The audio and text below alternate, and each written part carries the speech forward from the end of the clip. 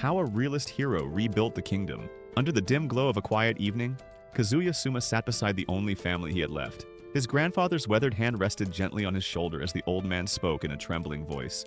"My boy, ever since your parents passed, you've lived with me. You are all I have left in this world. My days are numbered, Souma. And I beg you, don't walk the same lonely road I did. Build a family of your own someday.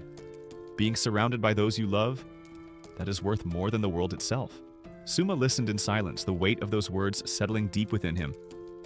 Not long after, he lost his grandfather too. He stood before the grave again and again, unable to escape the cold,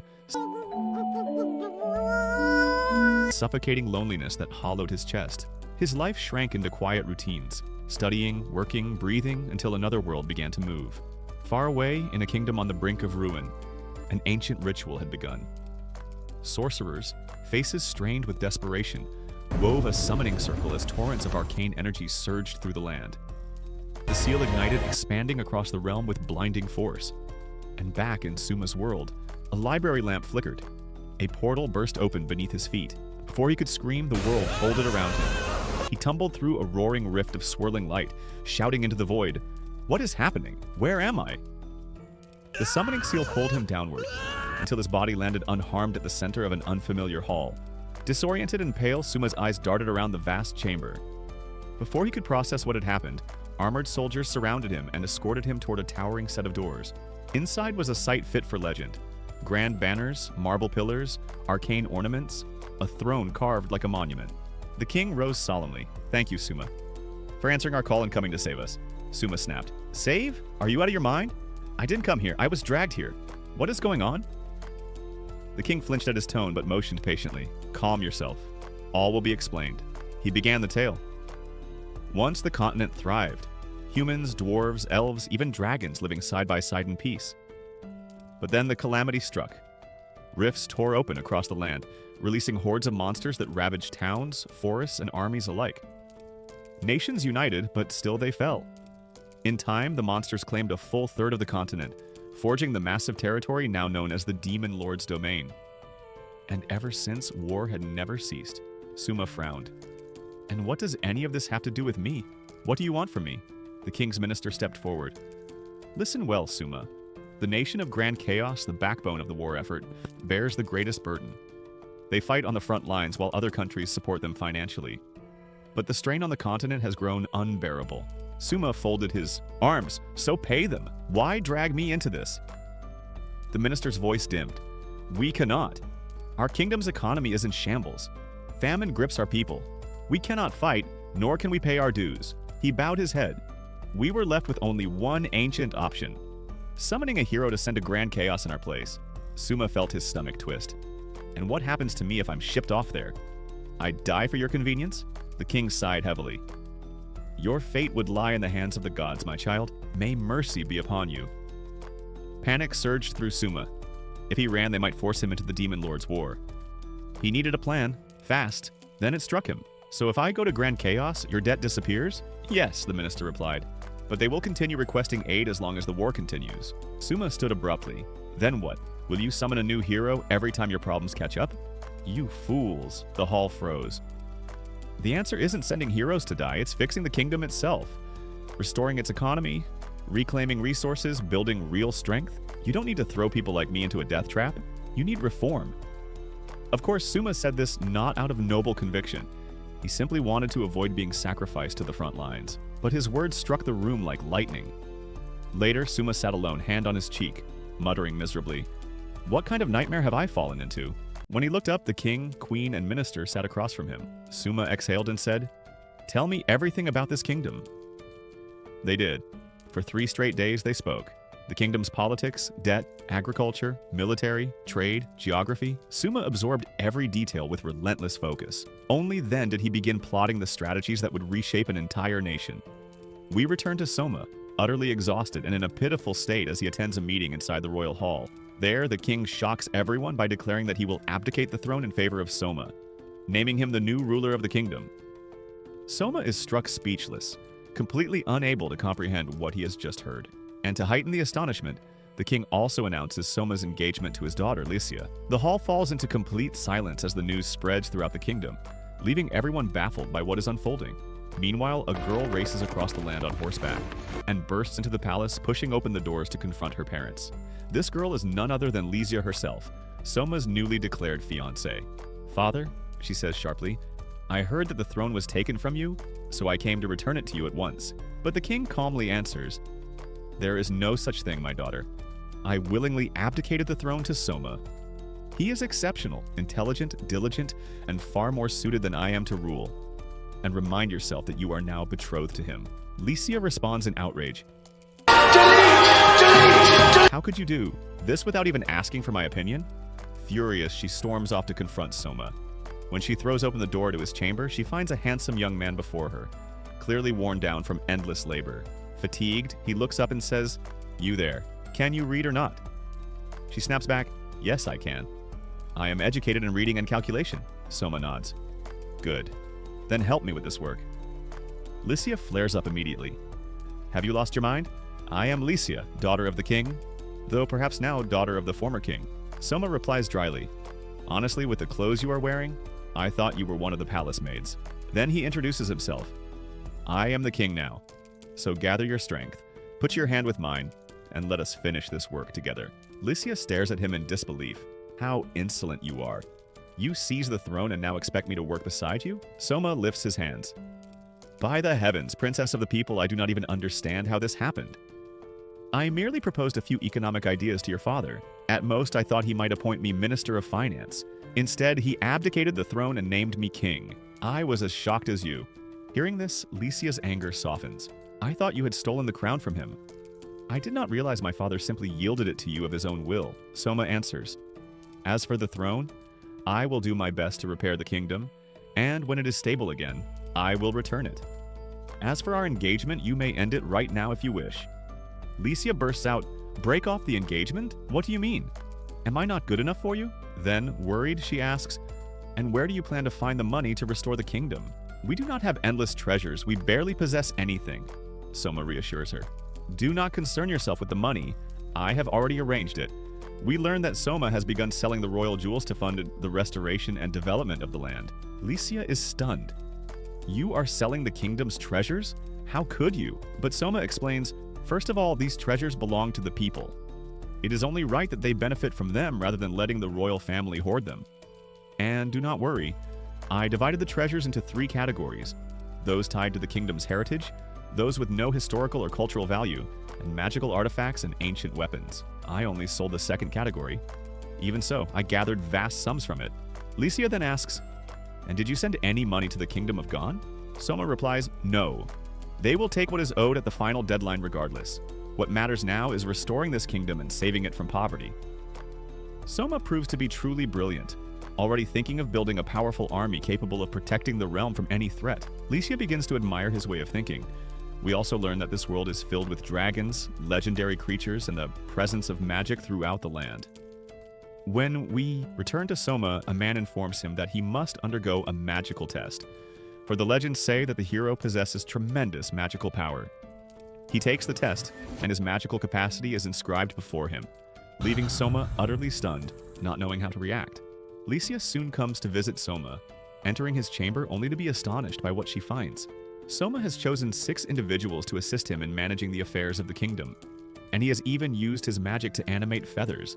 Each one granted a small consciousness of its own, capable of completing tasks independently. Lysia is struck with awe, quickly realizing that he appointed these people to trace exactly where the kingdom's funds are going, and to uncover whether any officials are stealing them. Souma mutters to himself, "If I discover who is stealing the wealth of the people, I shall not spare him. I shall confiscate everything he owns." Time passes, and Souma continues working relentlessly, refusing to leave his post. Exhaustion hangs heavily over him. When he lifts his eyes, he finds everyone around him fast asleep. Even Lysia has dozed off, eating rice pudding beside the girl, Piero, before drifting into slumber. Souma checks on her gently, and she suddenly wakes, startled, saying, "I fell asleep against my will." He smiles and replies, "It is fine. You actually look beautiful when you're asleep." Lysia blushes deeply, her face reddening as she struggles to respond. Souma then asks her to come outside for a short stroll, telling her that he wishes to speak with her about something important. They ride a horse together, but Souma is clearly terrified of it. Lysia teases him, "What weakness? "You are supposed to be the man here, so gather your courage and ride in my place." He answers, "I only know how to ride motorcycles. Not only that, I can even perform stunts with them." Licia stares at him in disbelief before asking about his family and his own world. He tells her that he lived with his grandfather in his later years, but his grandfather has since passed away, leaving him alone. Licia feels sorrow for him and says, "Forgive me for asking. I did not know your grandfather died recently." Souma responds, "Do not worry. He was already an old man and had lived his life fully, so do not grieve." Souma then leads Licia to a vast field filled with cotton. He says, "I want you to focus on my words and understand them well. This land is covered with a crop that is not fit for consumption, and it is one of the main reasons behind this kingdom's malnutrition. This plant is called the Sajari plant," he continues.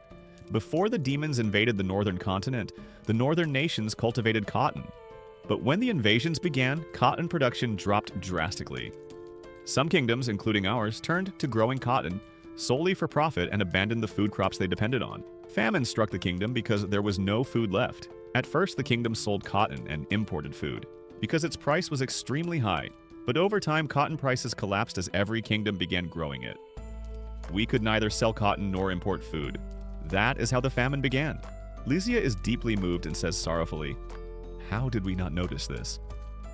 Souma replies, "Never mind that. What matters now is finding a solution. There are many things you must learn, for the day will come when I depart. And before that day arrives, I want to be certain the kingdom will be safe in your hands." Licia is even more touched by his words and does not want him to leave. Later, they return to the royal palace and sit together at the dining table, where Souma shares his agricultural ideas with Licia, and together they begin drafting a plan to achieve self-sufficiency. At that moment, Arx, captain of the royal guard, joins them.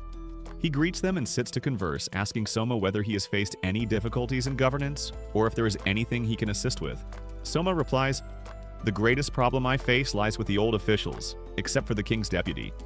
His presence is blessed and invaluable. As for the rest, they are failures beyond measure, and we must replace them with people who are truly trustworthy. If they had been capable, the kingdom would not have reached this point of collapse." Afterward, Souma makes an unusual request to Licia. "I heard that you possess something similar to a live broadcast," he says. She answers, "Indeed. That is how we learned the kingdom houses magical stones capable of transmitting live images from the royal palace to every corner of the realm." Souma asked her to help him use this broadcast, for he needs to speak directly to the people. He intends to recruit individuals for special tasks, not based on education, as the kingdom has always done, but based on talent. He then addresses the people, saying, "I am in need of those who truly love their homeland. Whatever your talent may be, the kingdom needs you. There's no difference between rich and poor. Your talent alone shall determine your destiny. The kingdom is enduring great hardship, and I need your help to overcome it. Our people deserve a better life, and our children deserve that we work for their sake." He continues, "Never believe your talent is worthless, for this is my decree. I shall hold many competitions, and the most gifted will receive vast financial rewards. If you believe you are talented, come to the palace. I will be waiting. And remember, it does not matter whether you are rich or poor, man or woman. What matters is that you excel in your craft and serve the kingdom." The people respond with overwhelming enthusiasm. When the broadcast ends, Souma appears greatly optimistic. Talented individuals begin traveling to the palace to present their skills before the new king. We are then shown an earlier moment in the cotton field when Souma told Licia, "You must learn everything so that when I depart, I may rest assured the kingdom will prosper under your rule." Licia awakens suddenly from her sleep, deeply shaken by his words, terrified by the thought that her fiancé might leave her. A knock sounds at her door. A palace maid enters and informs her that Souma will be honoring those who pass the examination before the entire kingdom this very day, and that her presence is essential.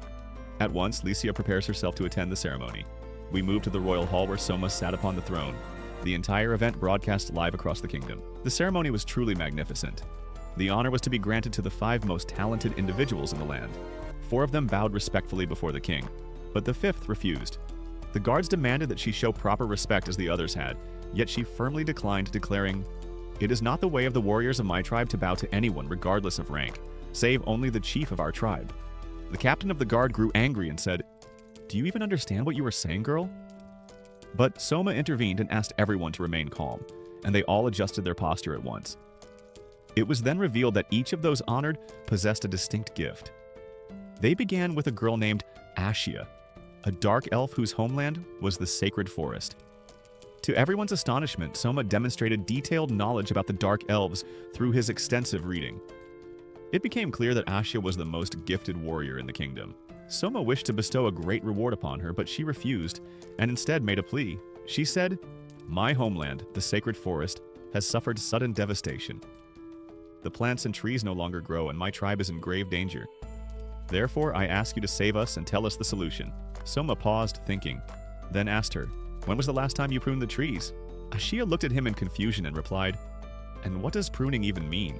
He smiled and said, "Now I understand the problem." He explained, "When large trees are pruned, sunlight can reach the smaller ones so they grow properly. But because the branches intertwine, the smaller trees are deprived of sunlight. You must cut the branches of the larger trees from time to time so that light reaches the younger plants in the soil, allowing them to grow healthily. This is the main cause of the sacred forest's decline." Hearing this, Ashia believed him wholeheartedly, bowed in respect, and asked him to accompany her to the sacred forest so he could teach her tribe how to prune and save the forest as quickly as possible.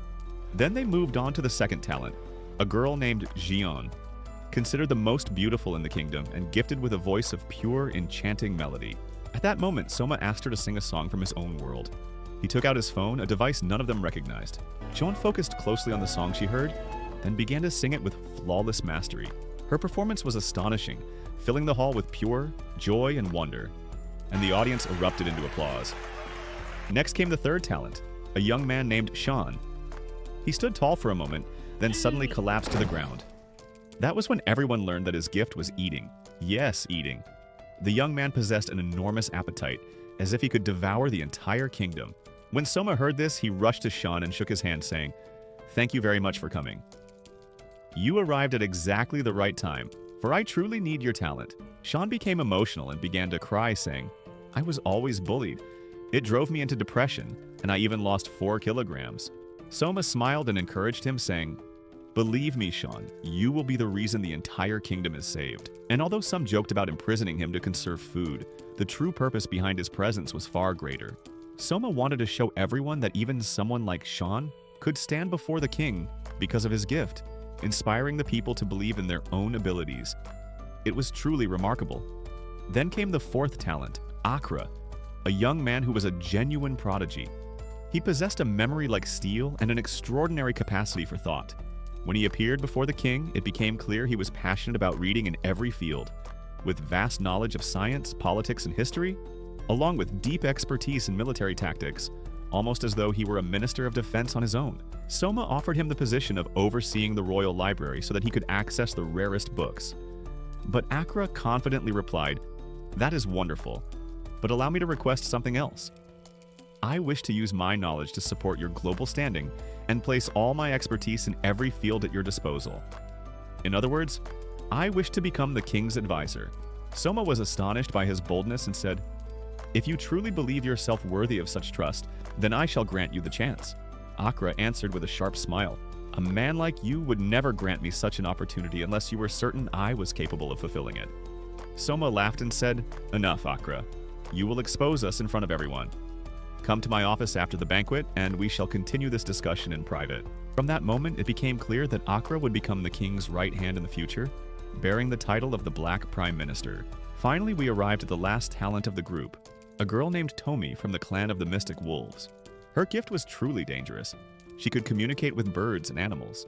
Through magic and the knowledge he had gathered from books, Souma had discovered that her clan originated from beyond the kingdom's borders, and that Tomi herself was a refugee who had fled here. She wished to reveal something of grave importance, but she was tense and frightened. Souma approached her gently and said, "Come now, young lady. Say whatever you wish. No one is listening." At that, Tomi finally spoke, revealing a secret of terrifying weight. Souma struggled to maintain his composure and asked, "Does anyone else know this?" She answered, "No, only my mother knew." Souma returned to his chair, shifted his tone, and said aloud for all to hear, "Your request is denied." But then he leaned in and whispered, "I promise I'll try to help you." Immediately after, he turned to his deputy and commanded, "Bring Tomi to my office after the banquet." He thanked the group for attending. They offered their formal salute, and the ceremony came to its end. After the banquet, Tomi sat nervously inside the royal office while Souma questioned his aides. "Did any of you hear what Tomi said to me?" They answered, No, her voice didn't reach us at all. Soma sighed with relief. Good. Then a voice carried in through the broadcast of the magic stones. Leysa, it seems the matter has grown serious, Soma. Would you care to explain everything to us? Soma nodded and began. As you know, Tomi can speak with animals. Everyone agreed. But, he continued, Tomi can also speak with demons. She understands their language, and they understand hers. Shock erupted in the room. Impossible, they cried. No race understands the demon tongue, nor do demons understand any of ours. Tomi then recounted her encounter. I met a demon deep in the forest. I understood his words, and he understood mine. We spoke for a moment before he warned me, flee this place at once before someone else arrives. Soma cut in. Her ability to communicate with demons could change the balance of the entire war. Leysa asked, you intend to negotiate with the demons then? Yes, Soma answered. But for now, every nation has united against them, agreeing that the demon kingdom must be destroyed. If this secret spreads, some might use it as an excuse to side with the demons and plunge the world into even greater ruin. This matter must remain between us alone. Tomi sat beside Leysa, visibly distressed, while Soma tried to reassure her. We must protect Tomi at all costs. He ordered the captain of the guard to handle her protection personally, but the deputy immediately objected. If we do that, suspicion will only grow. He proposed another idea. Tomi should live in the palace as if she had been formally adopted into the royal household. Leysa loved the idea, and Soma agreed. But Tomi shook her head. I have a family. I can't abandon them and live here alone. Soma replied warmly. Whether it's you, your family, or any of your relatives, all of you are welcome in the palace at any time. He instructed his deputy to find a role for Tomi so that nothing appeared suspicious. The deputy suggested, since she can communicate with animals, why not let her oversee the royal stables? Soma agreed at once, and Tomi's face lit up with relief. Later, Soma was in conversation with Leysa when a maid rushed in, announcing that Sean was waiting outside. Hearing this, Soma immediately took Leysa with him to meet him. Sean greeted them, and we learned that Soma had sent him on a special mission, one that would benefit the entire kingdom. A mission to collect particular foods from all across the realm. Leysa was baffled. All this effort over food? You're troubling yourselves with trivial matters? Suddenly, a live broadcast filled the hall. John and Sean appeared on screen together as if hosting a show. Then Soma joined them, declaring to the people that this new program would introduce foods unknown anywhere in the kingdom. Soma prepared a grand table to display the dishes, and his team gathered to taste them and share their reactions before the entire kingdom. The first item was unveiled when Sean entered carrying an octopus, prompting disgusted murmurs throughout the hall. But Soma calmly took the octopus and skillfully prepared it into sushi. When the tasting began, the flavor stunned everyone. They marveled at how something so strange could be so delicious, and the people watching declared, we must try eating octopus as well. We used to throw it away. The second item was a type of wild plant found in the forest. As usual, Soma showed them how to prepare it and began slicing it. The group devoured it eagerly, especially Asha, who loved it so much she forgot the broadcast was live. Her tribe watched in disbelief as she savored it blissfully, and it caused quite the scandal among the Dark Elves. The third and final item was a creature known as a slime. The question hung in the air, how could anyone eat something that was essentially a water-filled balloon? If cut, the liquid inside would spill out and vanish. But Sean knew exactly how it was done. He struck the slime with a perfectly measured blow, causing its core to vanish, leaving the rest ready for cooking. With time and heat, the liquid turned into a tender, gelatinous substance that could be sliced and served. Master Shan prepared the dish with pride, and when it was time to taste it, everyone hesitated. Then Soma reassured them, saying, this dish resembles something called indami in my world. The team stared at him in disbelief and immediately turned the challenge back on him. Then, why don't you try it first, Your Majesty? Bon appetit. Soma sighed, took a plate, and said, I brought this upon myself. He tasted it and was immediately impressed. He kept eating with genuine delight. His enthusiasm swept the rest of the group into action, and soon they were devouring the gelatin with such fervor that it seemed they were ready to abandon swordsmanship entirely and compete with Sean in the culinary arts. And so ended the royal food program for the day, leaving the people overjoyed and fully entertained. A week later, Soma was in his office when a maid arrived announcing that the deputy wished to meet him in the royal hall. Soma went at once, puzzled, and found both the deputy and Akira waiting. The deputy declared that he wished to resign from his post. Soma asked, why would you resign? The deputy answered, the former ruler abdicated the throne to you because he believed you more worthy than himself. I now relinquish my position because you far surpass me in this role. I hope you accept my resignation. Soma acknowledged his reasoning but said, you remain in your position until your resignation is officially submitted. Very well, the man replied. Then Akira stepped forward. Since I'm your future deputy, please listen. Take a day off. Since you arrived, you've done nothing but work. A king must rest at least occasionally so that those under his authority feel allowed to rest as well. They'll work better and with greater ease. Soma accepted the advice and set out to find Leisha, who happened to be training with Asya in martial arts. Watching them wield magic in their sparring shocked him. They were strong enough that, with a bit more enthusiasm, they might have destroyed the whole training ground. When they paused, Soma told them his plan. They would disguise themselves and travel throughout the kingdom for a brief vacation. They disguised themselves as students of the military academy and boarded a carriage heading to one of the kingdom's cities. On the road, Soma said, "From now until we return, call me only by my name. No king, no prince. No one should recognize us." Asya burst into laughter. "Shame on you, my friend. I'll call you ruler of the kingdom, but I won't say king so no one suspects." Soma groaned. "You fool, it's like speaking to a mindless beast." "Focus for once." They wandered the town for a while until Asya complained of hunger. Soma suggested they eat at Jean's restaurant, which had recently opened nearby. Inside, Jean greeted them warmly. Soma said quickly, "Do you remember me? I'm the silk merchant from the kingdom of Chino. I hope you haven't forgotten." Jean immediately understood his cover and smiled. "Of course I remember. How have you been?" The inside joke didn't escape him, even though she refrained from teasing him openly. They sat for lunch and ordered the gelatin dish. Jean spoke to Soma with gentle warmth, and he found himself captivated. Leisha nudged him sharply. "Control yourself, man, before I intervene personally." Soma glanced at Asya, finding her devouring her meal with total absorption. "It seems you're trying to rival Sean in his eating talent," he teased. Suddenly, their attention shifted to a girl seated at another table with someone beside her. She raised her voice sharply, yet no one could understand what she was saying. And to understand what comes next, you must focus carefully. This is the kingdom of Elfrieden, the kingdom now ruled by Soma. Like any great nation, it possesses a formidable military to defend its lands. Lee commands the land forces, numbering nearly 40,000 soldiers. Excel commands the naval forces, more than 10,000 strong. And finally, Castor commands the aerial forces, roughly 1,000 in number, every Yasui, one of them a dragon knight. It is said that a single dragon knight carries the strength of 1,000 ordinary soldiers. In addition to these, there exists a shadowy division, special forces sworn to protect the king and the highest officials. Their numbers remain unknown, their activities whispered about in rumor and legend. The kingdom itself was founded long ago through an alliance of several races: humans, beastkin, elves, and half-dragons. But humans became the rulers, for they were the most numerous. The commanders of the armies, however, were chosen from across the races, each selected for strength, merit, and mastery. This much should suffice for now. Let us return to our tale. We go back to the restaurant where the young woman snapped, "Don't you dare do that, Halbert." At first, Soma mistook her for one of the mystic wolves like Tomi, but it turned out she was of the fox race instead.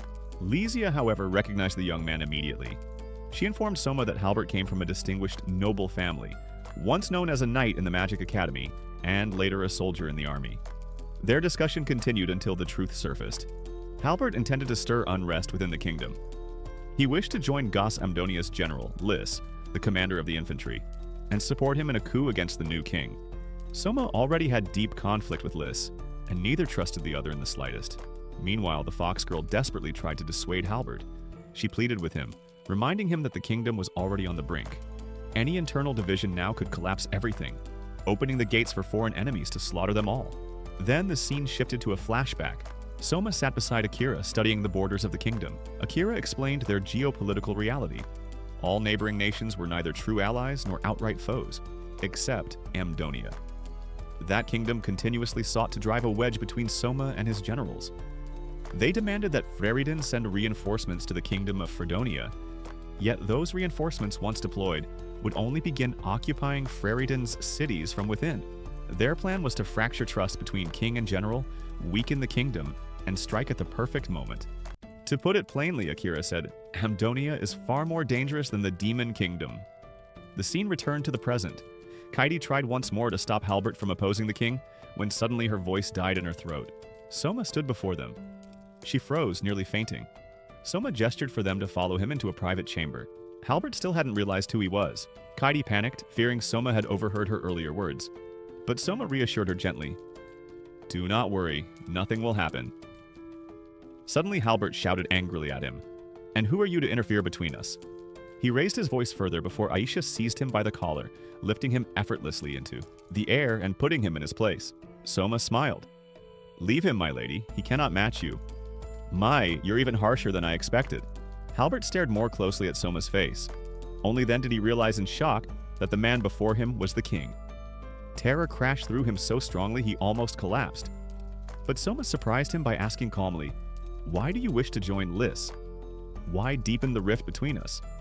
Before Halbert could answer, Souma continued, "If you choose him, I will not be angry. A ruler may choose his officers, but officers also have the right to choose whom they serve." It was then revealed that Halbert and Kaidi had been childhood friends. Souma addressed him with firm sincerity. "Listen, Halbert. Kaidi is a mage of the special forces that guard the royal palace. If you join the opposition, a day will come when you must stand against her. And if you do not strike her down yourself, then one of your comrades surely will. Think carefully, Halbert. Do not follow the herd blindly." Souma's words pierced deeply. Halbert faltered, moved, shaken, and visibly reconsidering everything. Shortly after, we returned to Souma's training with Lycia, where his magical ability, telekinesis, had grown astonishingly powerful. A maid entered quietly, informing Souma that the head of House Magna, Halbert's father, awaited him outside with Kaidi and his son. When Souma stepped out, the three greeted him with solemn respect. Halbert's posture made everything clear. He had been disciplined thoroughly, his pride crushed flat. His father bowed deeply, apologizing for his son's rash words and begging the king's forgiveness. But Souma only smiled. "There is no need. I am not angry. And from the look of things, your son has already been punished enough." But the father's expression hardened. Punishment? That was nothing. When we return home, he will be disciplined properly. The poor young man stood stiff as a statue, misery radiating off him. Souma raised a hand, gently easing the tension. "Calm yourself. What is past is past." "Nothing has happened." He then turned to Kaidi. "You are hereby promoted to officer of the royal palace." Overjoyed, she bowed, thanking him with shining eyes. Then Souma faced Halbert. "You will accompany Kaidi as her assistant." Hope flashed across Halbert's face, gratitude pushing aside his earlier fear. But before the moment could settle, his father quietly stepped forward. "There is a matter of the utmost importance I must reveal. A secret that can only be spoken between us." The hall was emptied, guards dismissed, and in the silence that followed, the secret he revealed left Souma frozen in disbelief. Something far greater had been moving beneath the surface all along. He sat alone afterward, muttering to himself. So that is the truth. Far more complex than I imagined. To understand the weight of that revelation, one must first grasp the nature of magic in this world.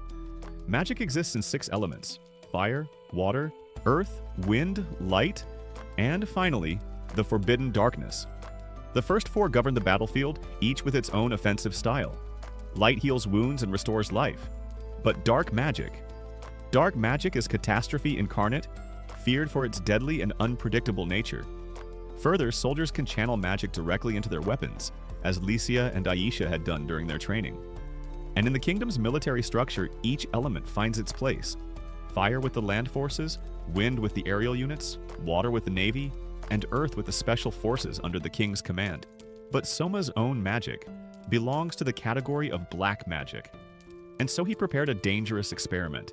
He fixated on the puppet he controlled, a creation he had modified in secret. Disguised as a human, he sent it to join an adventurer's party. Though the team found the new member's behavior odd, they accepted it and entrusted it with a mission: to explore the tunnels beneath the city. Their descent began peacefully, until a colossal serpent lunged from the shadows. Before the leader could draw his sword, the puppet hurled itself forward and tore the serpent apart in a single strike.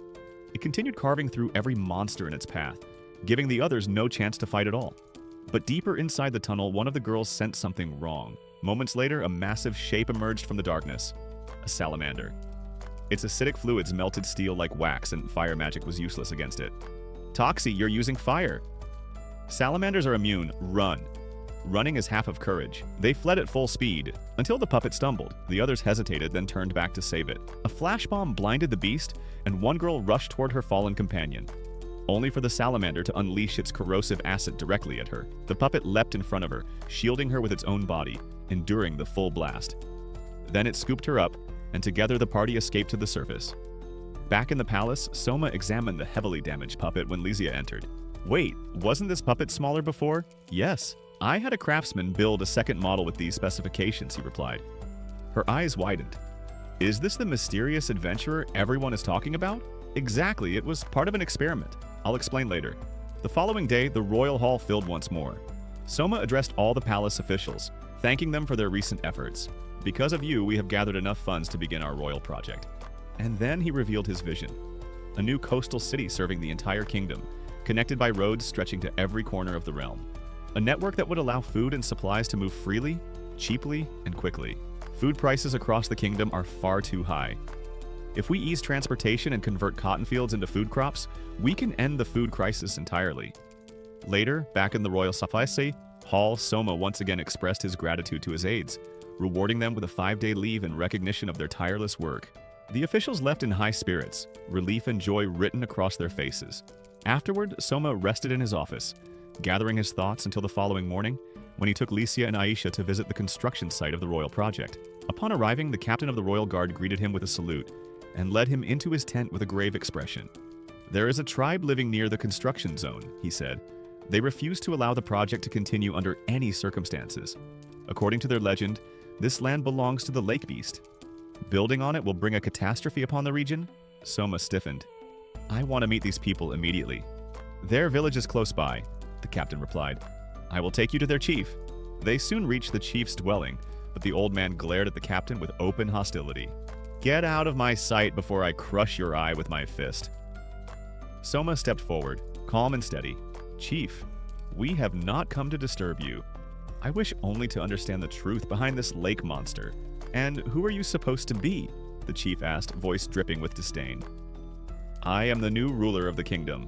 The old man went pale, stunned into silence. Soon they were seated inside his home as he explained with trembling hands, I beg you, I do not build anything there. Since ancient times, anyone who built on that land was devoured along with their homes by the lake monster. No one has dared lay stone there since. Tears ran down the elder's cheeks as he spoke, and he eventually produced a map of the area. Souma leaned forward. Show me where this monster appears. After studying the map, Souma returned to the palace to discuss the matter with Akira. This is nonsense, Akira scoffed. Surely you don't believe the tales of an old man. There is no such thing as a lake monster, Souma replied. But legends exist for a reason. I believe our ancestors were trying to warn us. Never build there. He paused, staring at the map. And perhaps this monster is actually a tsunami. The realization changed everything. The tsunami zone lay directly within the construction site. So do we cancel the project? Akira asked. No, Souma answered firmly. The project will proceed, but with adjustments. The spot is ideal for a seaport, but with tsunami risk it becomes deadly. We will relocate the port elsewhere. He continued. We know tsunamis are preceded by earthquakes. That will serve as our warning. Residents must be evacuated to higher ground. This will all be included in the royal project plan. Akira nodded thoughtfully. Then we must also build evacuation shelters that are always accessible and secure clear routes leading to them. And so the two began outlining the details of the revised project. Meanwhile, Licia's affection for Souma had deepened, her gaze lingering on him more warmly with each passing day. Elsewhere, at one of the construction sites where new roads were being laid, Halbert toiled with exhaustion, hardly able to breathe. Suddenly, Kaede stood before him. Why have you stopped working? She demanded. Why are you speaking to me like that, Kaede? He grumbled. Your day is cursed. Call me Kaede, nothing more. Here, you work under my command. You follow my orders exactly. In short, you are just a soldier under my authority. There it was revealed that the entire workforce was composed of soldiers from the Special Army, assigned to protect the king. Souma had temporarily reassigned them to road construction, so that progress would not fall behind schedule. During break, Halbert and Kaede ate together when Souma unexpectedly appeared. Halbert nearly choked, shot to his feet, and saluted. Calm down, my friend, Souma said with a laugh. No need for such formality. Call me by my name. I consider you a companion. Then Souma walked out to inspect the construction. He was thrilled by the progress, especially since he had taught them how to build roads using concrete, how to install lampposts along the routes, and even how to plant the special trees he had brought from the sacred forest. These were the trees of protection, plants that emitted sound frequencies capable of frightening monsters away. Aisha had suggested planting them, and the results were already proving invaluable. Soon after, a strange bird appeared in the sky, circling above the worksite. Souma watched it curiously until Aisha explained that this species was used for sending messages. The bird had come directly from the sacred forest, carrying a letter addressed to her. The moment she opened it, her expression collapsed. It was from the chief of the Dark Elves, her father. The letter told of a catastrophe the day before. Heavy rains and a landslide had claimed many lives, with an even larger number still missing. The tribe was overwhelmed and had no idea how to handle the disaster. Aisha trembled, tears spilling down her face. Seeing her distress, Souma immediately began formulating a response. He ordered Kaide to gather every soldier in the area and prepare for an emergency journey to the sacred forest. Then he placed a steadying hand on Aisha's shoulder.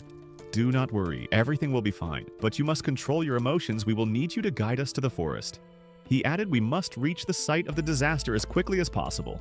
Kaide sprinted off to rally the soldiers while Souma sent Lysia back to the royal palace to dispatch additional rescue teams and bring every necessary weapon and tool. Lysia left at once. Souma then turned to Aisha. "How long will it take to reach the forest?" "If we go by horseback, no more than half a day," she replied.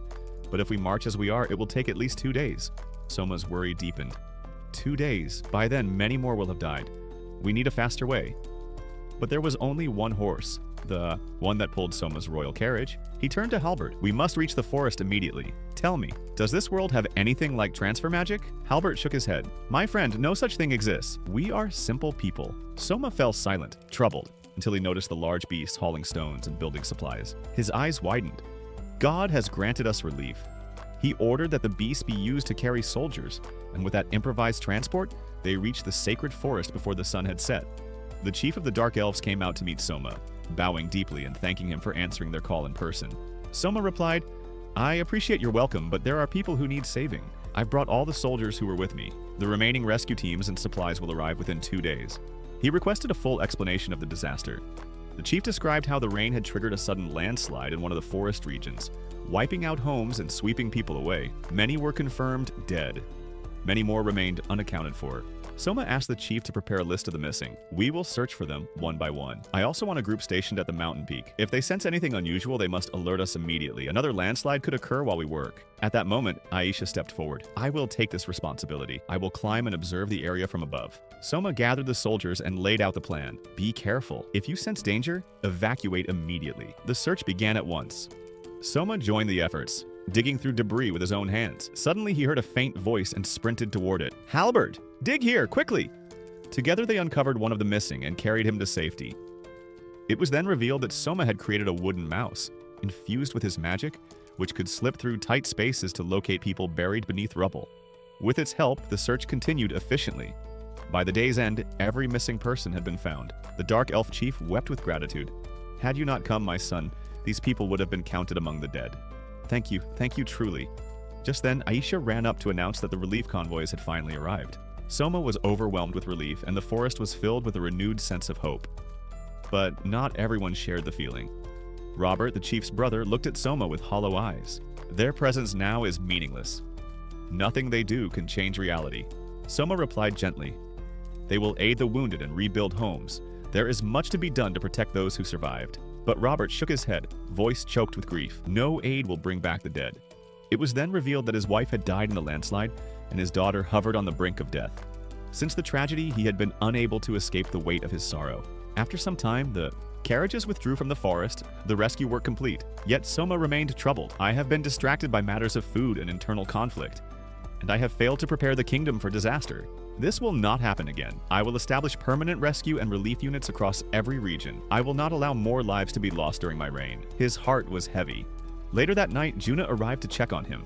Juna knocked lightly on Soma's chamber door and entered, finding him still working while lying on his bed. She said softly, "I heard you haven't slept in a long time."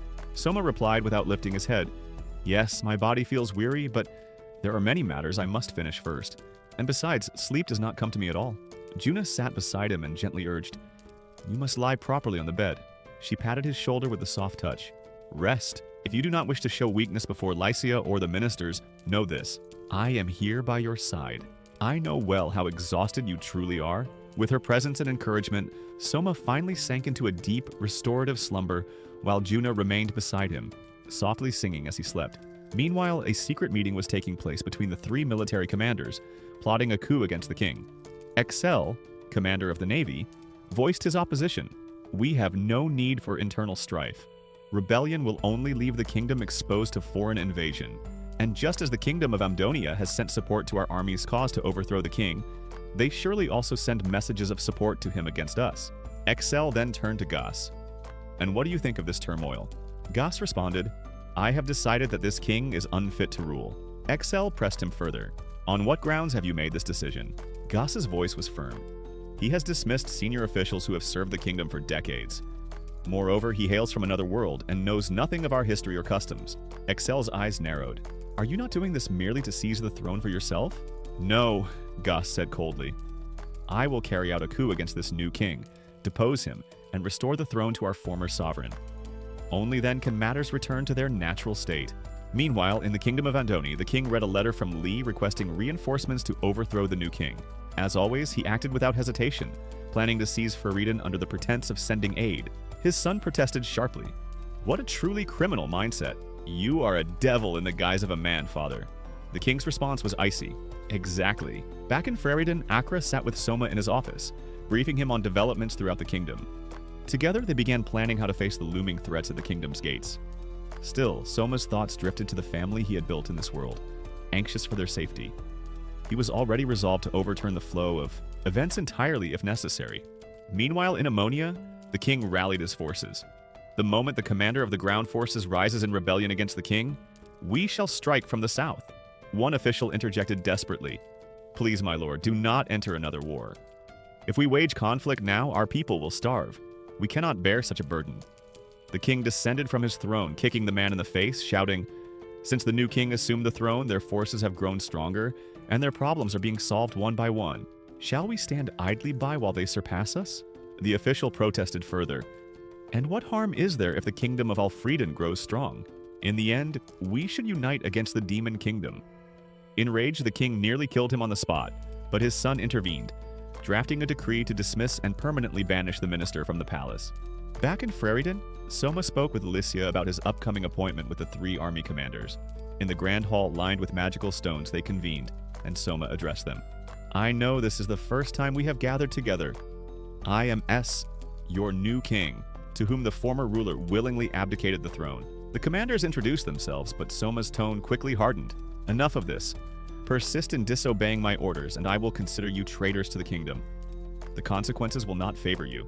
Excel, cautious yet curious, asked about Souma's true intentions toward them. Souma replied, I bear no ill intent toward the commanders, but as it stands, our army is scattered, each unit under the sole command of its leader. The king himself has no real authority over them. I intend to unify the army under my direct command. The commanders will keep their positions, but the reins of power will rest in my hands. Kuster, commander of the aerial forces, protested fiercely, but Souma continued, outlining the threats pressing against the kingdom's borders. Obey my commands, and you will lose nothing.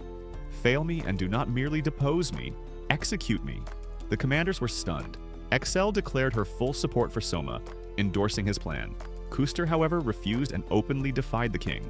Turning to Licia, Kuster asked about her father. She replied, My father abdicated of his own free will. No one forced him. He said you, Souma, were more fit to rule the kingdom. Even if that is true, Kuster said, I will never acknowledge you as king. With that, he declared rebellion and joined forces with Li in the coup. Souma, undeterred, turned to Li, commander of the ground forces, speaking with mockery. Of course, I won't ask whether you stand with me or against me. You are the root of our troubles. Even amid the tension, the parties established a clear rule. Should battle erupt, if a commander was defeated, his soldiers must obey the king. Conversely, if the king was defeated, the opposite would hold. All confrontations were to be conducted far from civilians and innocents. Here, Licia stepped forward and called out to Kuster. In a sudden, solemn gesture, she cut her own hair and cast it into the air, an unmistakable declaration of war. The council ended on that heavy note. Afterwards, Souma approached Excel, weighed down by the failure to persuade either Kuster or Li to stand with him. It was then revealed that Juna had been present with Excel, and that she was in fact Excel's granddaughter. We also learned that Excel had supported Souma from the very moment he ascended the throne. Meanwhile, in the kingdom of Andoni, Alsarma's son, the ruling king, had gathered nearly 3,000 soldiers and resolved to invade Elfrieden to seize its resources. He boasted confidently, By the time we arrive, the king and his generals will have already destroyed each other. But Souma was not oblivious. Alongside Sam and Hakuya, he was fully aware of Andoni's movements. Strangely, none of them seemed concerned. Their calm suggested that everything was still within Souma's control. We then shift to another ruler, Gordes, standing at the borders of a city belonging to Elfrieden, backed by an army of roughly 5,000. The city's governor pleaded with him, I will surrender the city to you. But please give me time to persuade the soldiers to lay down their arms. More than 90% of the people wish to fight to their final breath. Gordes scoffed angrily. I could erase you from existence, he said with irritation. But before violence could erupt, his son intervened. Our goal is to reach the royal capital without unnecessary losses. There is no need to sacrifice soldiers in this trivial battle. The city will fall, regardless. Gordes relented. He turned to the governor. If you surrender willingly, I guarantee the safety of your people. The governor bowed deeply and rushed back into the city, trying desperately to convince the populace to stand down. On the other side of the kingdom, disaster erupted. A massive force under the rebel commander Lys launched a brutal assault against one of Freridin's great fortresses. A devastating war ignited on all fronts. Fire mages and archers poured destruction over the walls, while floods and chaos ravaged the land. The disparity in numbers was overwhelming. What would Souma do amid such catastrophe? At the fortress, Halbert stood firm, channeling his fire magic into his spear and hurling it down upon the attackers with tremendous force. Yet even courage falters before overwhelming numbers. And worse, the enemy had brought 3 colossal cannons. Their bombardment shook the walls, already on the verge of collapse. Kaidi and Halbert found themselves trapped in a perilous situation. Suddenly, a figure moved among the incoming projectiles with blinding speed, destroying them before they could strike. It was the dark elf hunter the kingdom had rescued in the forest. His skills so extraordinary that he dismantled the cannon shots as if they were nothing. Then the fortress gates swung open. A battalion of Freridin soldiers charged forth, striking directly at the enemy cannons. Their assault succeeded, and they returned to the fortress after destroying all 3 weapons, completely shifting the momentum of the battle. When messengers reported the loss, Lys erupted in rage. This battle will drag on. Withdraw for now and reorganize your ranks. Meanwhile, Gordes was growing increasingly furious. The city gates still had not opened. He ordered his son to prepare their soldiers for battle. But then, a thunderous roar rose from inside the city, as if the defenders were mobilizing for all-out war. The governor rushed back to Gordes, apologizing breathlessly. You promised to surrender the city, Gordes growled. The governor bowed low. Forgive me. I tried to persuade the soldiers, but the people prefer death over surrender. Gordes' rage ignited and he drew his sword, prepared to strike the man down. But the governor, trembling, offered a heavy bag of gold and pleaded, Give me until precisely noon tomorrow. Let the people see you as a noble and wise king. It will break their will to fight. Gordes hesitated, then nodded. Very well, until tomorrow. After that, do not blame anyone but yourself. Next, we see the city governor seated with Excel, working desperately to buy time according to Souma's greater plan for victory. The following day, Lys's forces resumed their violent assault on the fortress. Kaidi and Halbert held out as long as they could. Noon passed, yet Gordes still received no surrender from the city. His patience snapped. This ends now, he shouted, ordering his soldiers to prepare for battle. At that moment, Albert appeared, and behind him, the Dragon Knights descended upon the fortress. Gordes stared in shock. It seems this is the end, he whispered. I shall die. We flash back to the past where Castor sits in Dragon Castle, speaking with his assistant. Souma is a just ruler, he admits, and we have wronged him. Yet pride prevents me from reversing my decision to go to war. The servant responds. The remaining Dragon Knights wish to join him. Castor, however, refuses to allow more than 100 knights to accompany Souma. The rest leave the castle. I have no objection to fighting alongside Lys, he says, but I will not side with the corrupt officials who joined him. I have only one choice, to fight honorably until my last breath. Castor is then informed of Souma's arrival at Dragon Castle along with a warship. Shock spreads as they witness giant monsters steering the ship toward the fortress. Souma had mounted a wheel on the ship, allowing it to move on both land and sea. A communication reaches Castor through the stone tablets. Forgive me, my friend. I lack sufficient soldiers and could not enter otherwise, so I had no choice but to use this ship. Fireballs strike Dragon Castle, prompting Castor to laugh. Souma, you are very clever. I am beginning to respect you, your majesty. When Souma offers surrender and a chance to join him, Castor replies firmly, not to that extent. I value honor above surrender. The communication is cut, and flames begin consuming the castle. Castor rallies his soldiers, immediately raising the city's defenses. As they approach Souma's ship, anti-ship cannons fire destructive projectiles, forcing the Dragon Knights to evade. They decide to fly at extremely low altitude to assault the ship's wheels. The Dragon Knights dodge arrows with ease, strike the ship, and destroy it completely, only to find it empty, containing a dummy. It becomes clear that Sam had set a trap. Carly, witnessing her father's predicament, is struck with shock as the knights rush back to the castle. Inside Dragon Castle, Souma breaches the fortress and confronts Castor, who is astonished by Souma's cleverness and unsure how to respond. Soma, this is Pullman, Castor says, introducing his servant and an excellent commander of the aerial forces. If anything happens to me, I trust you will understand. He then withdraws his men to face Soma. Ashia intercepts Castor's attack with incredible skill, striking him against the wall. He attempts another assault, but Boom and Lycia support her, using their magic to halt Castor's advance.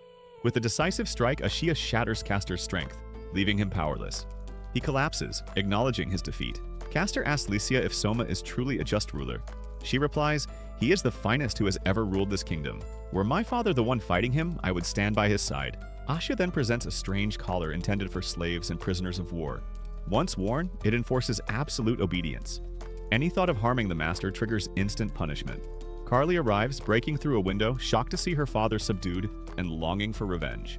But Castor informs her that the battle is over. She submits, and Ashia places the collar of servitude upon her. Castor communicates with Pullman, appointing him as commander of the aerial forces while gathering his remaining knights before heading to Lee. Meanwhile, Albert initially trembles at the sight of the dragon knights approaching the fortress, convinced the end has come. Joy replaces fear when he realizes Soma has successfully seized Dragon Castle. Soon, Soma arrives at the fortress, greeting Albert and presenting the aerial weapon as agreed. Albert laughs and says, "It wasn't even a day and a half that I left you with them." Barrett scolds Soma for the chaos that unfolded. "Fool! Idiot!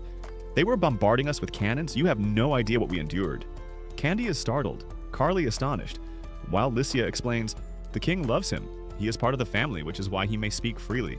Elsewhere, high-ranking officials previously dismissed by Soma meet in ice, now fearful for their lives after losing control of the aerial forces. Lys realizes defeat is imminent and surrenders without resistance. When one corrupt official suggests using the populace as human shields to escape, Lys erupts. "I knew you had no principles." Instantly, the officials, including Beret and Lys, are compelled to wear collars of servitude. The fortress is officially handed over to Soma. Soldiers report seeing white banners atop El's castle, signaling surrender, though they do not fully understand the events. Following this, Soma moves westward to the kingdom of Axel. Having assumed command of Lys's army and bringing Carly with him, he explains the entire sequence of events to her in detail. A flashback takes us to the past, where Albert's father sits in S's palace, revealing a crucial secret. Lys had staged a rebellion to gather every traitor and corrupt official into one place, intending to ensnare them all at once. He explains that Lys chose to stand against him only so criminals would rally under his banner, paving the way for S to rule the kingdom cleanly. Realizing this, S vows to follow Lys's plan to its absolute end. Elsewhere, we return to the colossal threat looming at the city's borders, intent on erasing it from existence. Suddenly, Axel appears before the projected images of the city, shocking the king. She was supposed to be fighting alongside Lys and Castor by now. Without warning, Axel unleashes her magic, forming a massive mirror of water through which S appears directly before Goran, broadcast across the entire kingdom. Soma declares, "I have seized control of the army and the air forces after taking the fortress. All military forces now fall under my command. As for our internal conflicts, they are over. But an important matter remains. The people must know that the kingdom of Adia exploited our instability and marched an army under the dog, Goran, who seeks to steal our land and our kingdom. For this reason, I declare war upon them. And as for you, Goran, I will teach you manners. I know you are watching. I have dispatched an army to your borders, and I will erase the history of your kingdom from every book. From this day onward, it shall leave no trace.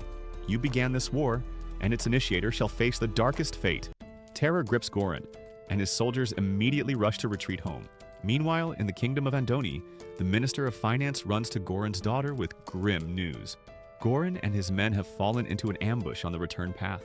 She answers, "Then my reckless father must have gone through the Golden Valley. That must be the route he took." At that moment, artillery rains down like hellfire. The stench of death spreads through the valley. More than half of Goran's soldiers die under the command of Jin, who leads over 15,000 attackers, leaving devastating casualties and almost no hope of survival. Goran barely escapes with the remnants of his force, eventually reaching the borders of Van, relieved that the capital has not fallen to S. But waiting for him is S himself, camped along the route, fortified with countless soldiers watching as Goran approaches. S signals the guard commander to begin a direct assault, igniting the final battle. The clash is ferocious. Candy unleashes precise magic, Halbert hurls waves of fire, and the overwhelming gap in power becomes undeniable. We return to S, seated in thought as the battle rages. Carly asks, "Why are you here? You should be somewhere safe." He answers, The lives of my soldiers are not worth less than mine. And if we fail, I must fall with them.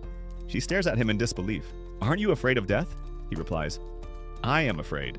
But I fear even more for the family I built, and for each soldier under my command. From a higher vantage point, Goran watches the tide turning and orders his son, withdraw the soldiers and flee immediately. His son, shocked, refuses. I will not leave you. But Goran answers, this is my fault. Our men were exhausted from Golden Valley, yet I pushed them into another battle. As your king, I command you to withdraw. His son pleads, then come with me. I won't abandon you. But Goran knows S will never allow him to retreat. Escape is impossible. Seizing the moment, the son finally flees while Goran charges toward S's camp with 500 soldiers in a desperate attempt to kill him. Word reaches S that Goran is advancing, and he recognizes this as the decisive moment. He orders Carly to go to Lys and stay beside him, telling her that if he falls, he has already relinquished the throne to her. He speaks from a distant location, far from the main army, where only a handful of guards stand beside him. Carly refuses immediately. I will not leave you. It is against my honor to abandon the ruler of our kingdom. I will not flee, even if it costs me my life. Gathering her strength, Carly charged toward Goran to confront him. Just as she was about to fall, S's doll intervened to shield her. Enraged, Goran shouted at S, I will fog you! And lunged forward, but the doll restrained him. S then ordered Carly, detonate the doll. She obeyed, triggering a devastating explosion that finally extinguished Goran's life. S rushed to check on Carly, only to find that Goran was not fully dead and was still attempting to strike. A torrent of magical attacks overwhelmed him, and at last the king collapsed, dying on the battlefield and bringing the war to its final end. S had seized the city of Van, capital of the kingdom of Adonia. When the news reached Goran's daughter, she was overwhelmed with grief and murmured, he lived greedy and died foolish. She turned away and left in sorrow. Afterward, S sat to receive military reports and announced that he would not seek to control any land beyond the capital, nor engage in further wars from this day on. Lys urged him, this is our chance to seize the entire kingdom. Why not take it? But S replied solemnly, Adonia is part of the alliance against the Demon Kingdom, an alliance that includes the Empire of Giron. If another war breaks out, they will intervene. We may even be forced to abandon Adana and return home. Now is not the time. We must negotiate properly. Even if Adana started this war, they remain part of the alliance while we are not yet members. We then shift to the Empire of Giron, where the ruler is Princess Maria. Kind-hearted, fair, and beloved by her people. Her sister Sierra approaches her with news that she has prepared a vast army and intends to take part of it to Adonia to resolve the conflict. Princess Maria answers, remember, Adonia began this war, but try to negotiate with the new king and protect yourself.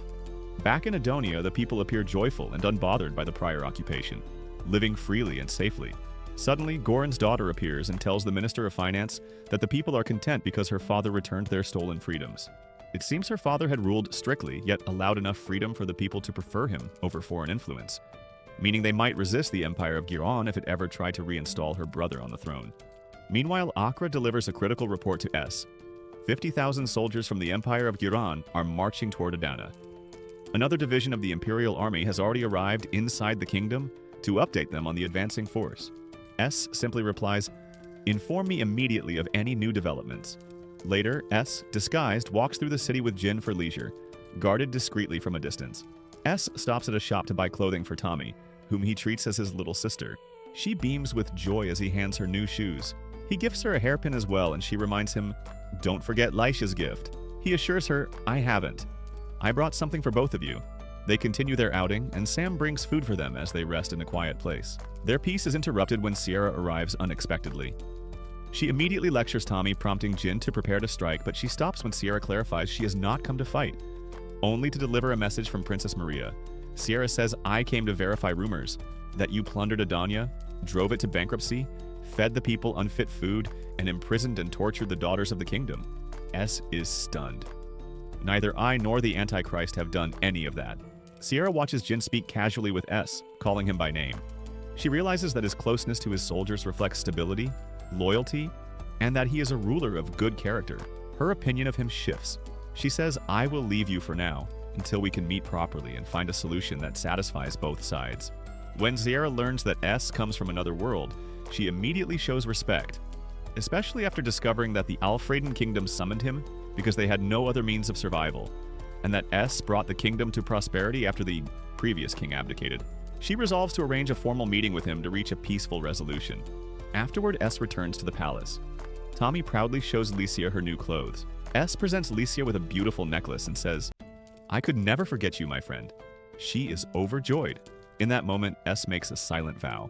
"Everything I do from now on will be to protect Lisa and secure her everlasting happiness. I will safeguard my family and allow no harm to reach them.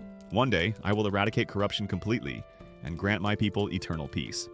Thus concludes the first season of the Soma anime. Leave me a comment and don't forget to like to support us in continuing. Subscribe to the channel to receive all new updates and activate the notification bell so that you're the first to watch each new episode. See you in the upcoming videos.